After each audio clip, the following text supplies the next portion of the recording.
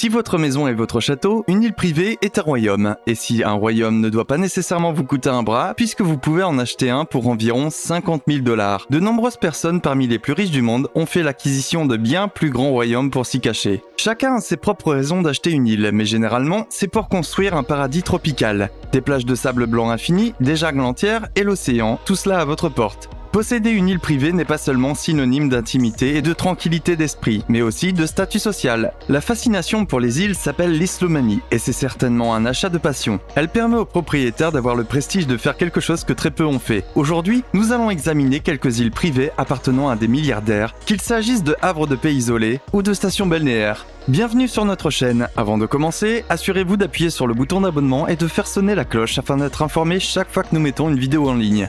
Richard Branson, Necker Island et Mosquito Island. Le PDG du groupe Virgin possède un portefeuille impressionnant de maisons, de yachts et d'avions. Mais pourquoi s'arrêter là? Quand on a une fortune de 4,1 milliards de $, on a le droit de s'offrir un peu plus de confort. Necker Island est une île de 74 hectares dans les îles Vierges britanniques et elle lui appartient entièrement. Il s'agit peut-être d'une île privée, mais elle fonctionne comme un complexe de luxe pouvant accueillir jusqu'à 30 personnes. Mais si votre famille est plus nombreuse et que vous souhaitez emmener tout le monde, ne vous inquiétez pas. L'île voisine de Mosquito Island appartient également à Branson et peut accueillir 16 personnes. Il a acheté l'île à l'âge de 28 ans, 6 ans seulement après avoir créé le groupe Virgin. Il lui a fallu 3 ans et 10 millions de $ pour la transformer en une île paradisiaque. Le complexe est doté des meilleurs matériaux que l'on puisse acheter, et vous trouverez des tapis indiens, des œuvres d'art sur mesure, des bois rares du Brésil et des antiquités disséminées dans le complexe.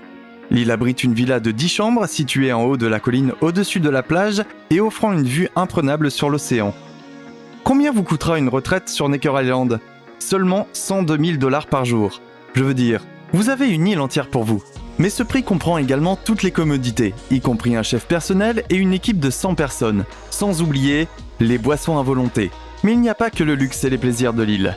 Necker Island est alimentée par un grand nombre de panneaux solaires et elle s'efforce d'être entièrement alimentée par des énergies renouvelables. Elle fonctionne actuellement à 80% d'énergie renouvelable. Larry Ellison, l'île de Lanai. Le milliardaire d'Oracle, Larry Ellison, a fait de cette île sa maison, mais c'est après l'avoir transformée en éco-utopie. Il a acheté 98% de l'île de Lanai en 2012 et a déboursé la somme de 300 millions de $ pour 90 000 hectares. Cette petite île hawaïenne, en forme d'apostrophe, offre une multitude d'expériences aux explorateurs.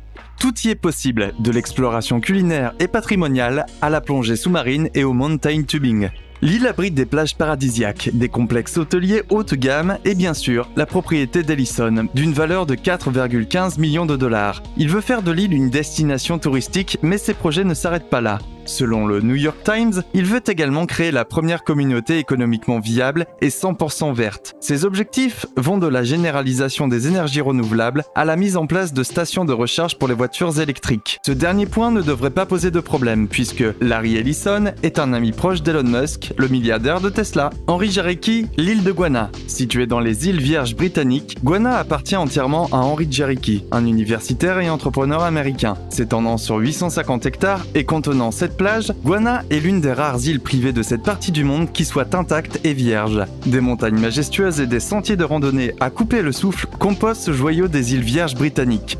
Il n'y a pas de bar public, pas de marina ou d'autres installations commerciales sur l'île. C'est dire à quel point la vie privée est importante pour eux.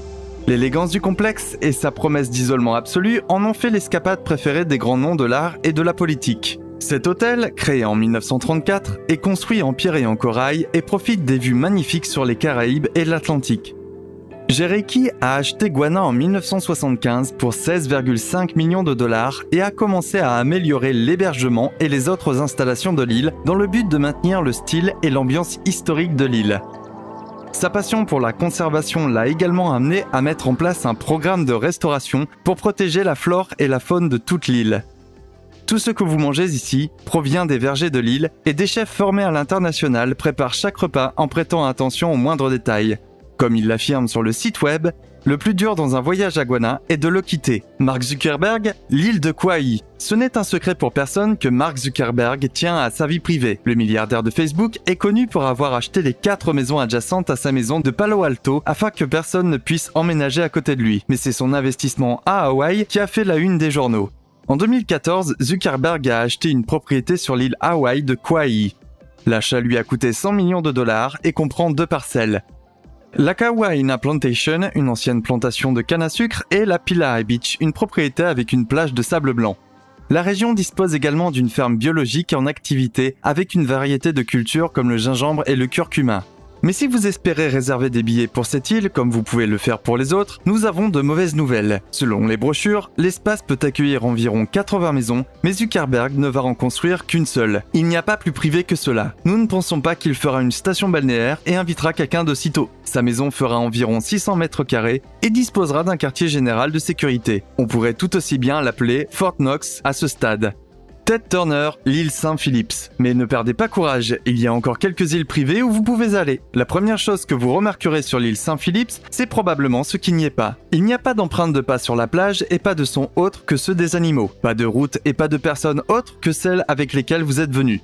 Des milliers de coquillages parsèment le sable car personne n'en a emporté. Des coquilles d'huîtres, certaines aussi longues que votre main, reposent sans être dérangées, se prélassant au soleil. Il n'est pas étonnant que Ted Turner ait acheté cette île. Le fondateur de CNN News a acheté l'île en 1979 pour 23,8 millions de dollars, à la fois pour capturer un morceau de Low Country qu'il aimait et pour la garder intacte. Il n'y a pas d'hôtel sur l'île, ni de terrain de golf, mais il y a de nombreuses possibilités de se connecter avec la nature et de vivre l'expérience Saint-Philipps. Turner a tracé une poignée de sentiers pour explorer l'île et a entrepris de restaurer la population animale de l'île. L'île ne compte pour l'instant que 2 maisons, un chalet de gardien et la maison de Turner qui compte 4 chambres. Cette dernière, située à 6 km à l'intérieur des terres, comporte un porche confortable qui fait face à l'océan Atlantique. Aujourd'hui, vous pouvez prendre un ferry depuis le Hunting Island State Park jusqu'à Saint-Philipps et suivre les sentiers balisés par Ted Turner lui-même. Dietrich Mateschitz, l'île Laokala. Si vous avez toujours eu envie d'une escapade sur l'île privée d'un milliardaire, nous avons ce qu'il vous faut. Mateschitz, homme d'affaires et propriétaire à 49% de Red Bull, a acheté l'île pour 13 millions de dollars et a investi 30 millions pour la transformer en l'une des îles les plus luxueuses du monde. Il a fait appel à Lynn Hunt London pour faire de l'île un lieu de villégiature où les célébrités et les personnalités publiques pourraient échapper aux paparazzi. Toutes les relations publiques sont interdites sur l'île, si bien que très peu d'images et de vidéos de l'espace circulent sur Internet. Comprenant 25 villas, chaque bâtiment a fait l'objet d'un réaménagement complet pour vous faire vivre l'expérience idyllique de l'île. Ici, la forêt tropicale rencontre les plages de sable blanc. Vos randonnées vous feront traverser des plantations de cocotiers et des montagnes volcaniques. Votre refuge sur l'île est conçu en tenant compte de l'environnement. Une nature généreuse et l'esprit libre de la nature sauvage. Des belles courbes et des toits de chaume composent votre spacieuse villa. Vous disposez de plusieurs jardins privés avec des piscines à débordement donnant sur la plus belle vue qui soit. Ici, style et durabilité vont de pair, des fibres de bois naturelles intégrées dans le design, aux orchidées sauvages et aux produits biologiques cultivés ici même sur l'île de Laokala. Et ce sont les îles privées des milliardaires. Laquelle aimeriez-vous visiter? Faites-le nous savoir dans les commentaires ci-dessous. Si vous avez apprécié cette vidéo, cliquez sur le bouton j'aime et consultez la chaîne pour d'autres vidéos de ce type. Merci d'avoir regardé et à la prochaine!